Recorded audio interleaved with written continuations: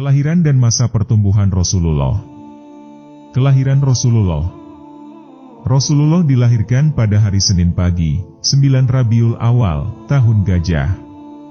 Bertepatan dengan tanggal 20 atau 22 April 571 Masehi. Beliau dilahirkan dari suku Quraisy, yaitu suku yang paling terhormat dan terpandang di tengah masyarakat Arab pada waktu itu. Dari suku Quraisy tersebut, beliau berasal dari Bani Hashim, anak suku yang juga paling terhormat di tengah suku Quraisy. Rasulullah lahir dalam keadaan yatim. Karena bapaknya, Abdullah, telah meninggal ketika ibunya, Aminah mengandungnya dalam usia 2 bulan. Setelah melahirkannya, sang ibu segera membawa bayi tersebut kepada kakeknya, Abdul Muthalib. Betapa gembiranya sang kakek mendengar berita kelahiran cucunya. Lalu dibawanya bayi tersebut ke dalam Ka'bah, dia berdoa kepada Allah dan bersyukur kepadanya. Anak tersebut kemudian diberi nama Muhammad, nama yang belum dikenal masyarakat Arab waktu itu. Lalu pada hari ke-7 setelah kelahirannya, Rasulullah dihitan. Kehidupan di Bani Sa'id. Selain ibunya, Rasulullah disusukan juga oleh Suwaibah, budak Abu Lahab. Kemudian, sebagaimana adat kebiasaan masyarakat perkotaan waktu itu, ibunya mencari wanita pedesaan untuk menyusui putranya. Maka terpilihlah seorang wanita yang bernama Halimah binti Abi Zu'aib dari suku Sa'id bin Bakar, yang kemudian lebih dikenal dengan panggilan Halimah As-Sadiyah. Sesungguhnya atas kehendak Allah Jualla, hingga Halimah As-Sadiyah menyusui Rasulullah ketika kecilnya. Sebab ketika pertama kali ditawarkan untuk menyusuinya, dia terasa enggan menerimanya, karena Rasulullah anak yatim yang tidak dapat diharapkan imbalan materi yang layak darinya. Tetapi, ketika tidak didapatkan lagi bayi lain untuk disusui, maka dia pun menerima bayi Muhammad untuk disusui di perkampungan Bani Sa'id. Ternyata dia tidak salah pilih, karena yang dia susui telah Allah persiapkan menjadi manusia paling agung di muka bumi ini yang akan membawa jalan terang bagi umatnya yang beriman. Maka wajar, setelah itu kehidupan Halimah As-Sadiyah penuh dengan keberkahan. Demikianlah, 5 tahun pertama kehidupan Rasulullah, dia lalui di daerah perkampungan dengan kehidupan yang masih asri dan udara segar di lembah Bani Sa'id. Hal tersebut tentu saja banyak berpengaruh bagi pertumbuhan Rasulullah, baik secara fisik maupun kejiwaan. Peristiwa pembelahan dada, Syaqqus Sadr. Pada saat Rasulullah berusia 5 tahun, dan saat beliau masih dalam perawatan Halimah As-Sadiyah di perkampungan Bani Sa'id, terjadilah peristiwa besar yang sekaligus menunjukkan tanda kenabiannya kelak. Peristiwa tersebut dikenal dengan istilah pembelahan dada, Syaqqus Sadr. Suatu hari, ketika Rasulullah bermain bersama teman-temannya, tiba-tiba datang malaikat Jibril menghampiri dan menyergapnya. Lalu dia dibaringkan, kemudian dadanya dibelah, lalu hatinya diambil, selanjutnya dikeluarkan segumpal darah darinya, seraya berkata, "Inilah bagian setan yang ada padamu." Kemudian hati tersebut dicuci di bejana emas dengan air Zam-Zam, setelah itu dikembalikan ke tempat semula. Sementara itu, teman-teman sepermainannya melaporkan kejadian tersebut kepada Halimah seraya berkata, "Muhammad dibunuh. Muhammad dibunuh." Maka mereka bergegas menghampiri tempat Rasulullah semula. Di sana mereka mendapatkan Rasulullah dalam keadaan pucat pasi. Setelah kejadian tersebut, Halimah sangat khawatir terhadap keselamatan Muhammad kecil. Akhirnya tak lama setelah itu, dia memutuskan untuk memulangkannya kepada ibunya di kota Mekah. Maka berangkatlah Halimah ke Mekah dan dengan berat hati dikembalikannya Rasulullah kepada ibunya.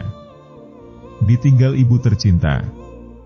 Setelah beberapa lama tinggal bersama ibunya, pada usia 6 tahun, sang ibu mengajaknya berziarah ke makam suaminya di Yatsrib.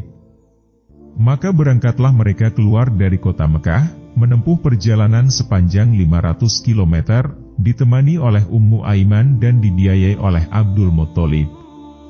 Di tempat tujuan, mereka menetap selama sebulan. Setelah itu mereka kembali pulang ke Mekah. Namun di tengah perjalanan, ibunya menderita sakit dan akhirnya meninggal di perkampungan Abwa yang terletak antara kota Mekah dan Madinah. Di bawah asuhan sang kakek. Sang kakek, Abdul Muthalib, sangat iba terhadap cucunya yang sudah menjadi yatim piatu di usianya yang masih dini. Maka dibawalah sang cucu ke rumahnya, diasuh dan dikasihinya melebihi anak-anaknya sendiri. Pada saat itu Abdul Muthalib memiliki tempat duduk khusus di bawah Ka'bah, tidak ada seorang pun yang berani duduk di atasnya, sekalipun anak-anaknya, mereka hanya berani duduk di sisinya. Namun Rasulullah, yang saat itu masih anak-anak, justru bermain-main dan duduk di atasnya. Karuan saja paman-pamannya mengambilnya dan menariknya. Namun ketika sang kakek melihat hal tersebut, beliau malah melarang mereka seraya berkata, biarkan dia, demi Allah, anak ini punya kedudukan sendiri. Akhirnya Rasulullah kembali duduk di majelisnya, diusapnya punggung cucunya tersebut dengan sukacita melihat apa yang dia perbuat. Tapi lagi-lagi kasih sayang sang kakek tak berlangsung lama dirasakan oleh Muhammad kecil. Saat Rasulullah berusia 8 tahun, kakeknya meninggal di Mekah. Namun sebelum wafat dia sempat berpesan agar cucunya tersebut dirawat oleh paman dari pihak bapaknya, Abu Thalib. Di pangkuan pamannya. Kini Rasulullah berada dalam asuhan pamannya yang juga sangat mencintainya. Abu Thalib merawatnya bersama anak-anaknya yang lain, bahkan lebih disayangi dan dimuliakan. Begitu seterusnya Abu Thalib selalu berada di sisi Rasulullah, merawatnya, melindunginya dan membelanya, bahkan hingga beliau telah diangkat menjadi Rasul. Hal tersebut berlangsung tidak kurang selama 40 tahun.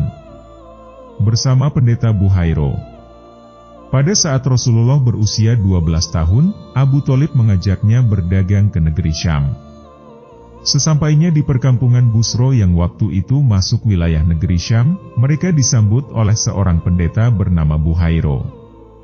Semua rombongan turun memenuhi jamuan pendeta Bahiro kecuali Rasulullah. Pada pertemuan tersebut, Abu Thalib menceritakan perihal Rasulullah dan sifat-sifatnya kepada pendeta Buhairo. Setelah mendengar ceritanya, sang pendeta langsung memberitahukan bahwa anak tersebut akan menjadi pemimpin manusia sebagaimana yang dia ketahui ciri-cirinya dari kitab-kitab dalam agamanya. Maka dia meminta Abu Thalib untuk tidak membawa anak tersebut ke negeri Syam, karena khawatir di sana orang-orang Yahudi akan mencelakakannya. Akhirnya Abu Thalib memerintahkan anak buahnya untuk membawa pulang kembali Rasulullah ke Mekah. Perang Fijar. Pada usia 15 tahun, Rasulullah ikut serta dalam perang Fijar yang terjadi antara suku Quraisy yang bersekutu dengan Bani Kinanah melawan suku Qais Ailan. Peperangan dimenangkan oleh suku Quraisy. Pada peperangan tersebut, Rasulullah membantu pamannya menyiapkan alat panah. Hilful Fudul.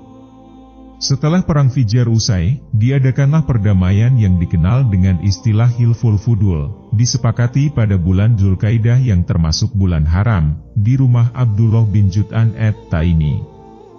Semua kabilah dari suku Quraisy ikut dalam perjanjian tersebut. Di antara isinya adalah kesepakatan dan upaya untuk selalu membela siapa saja yang disalimi dari penduduk Mekah. Dan mereka akan menghukum orang yang berbuat zalim sampai dia mengembalikan lagi hak-haknya.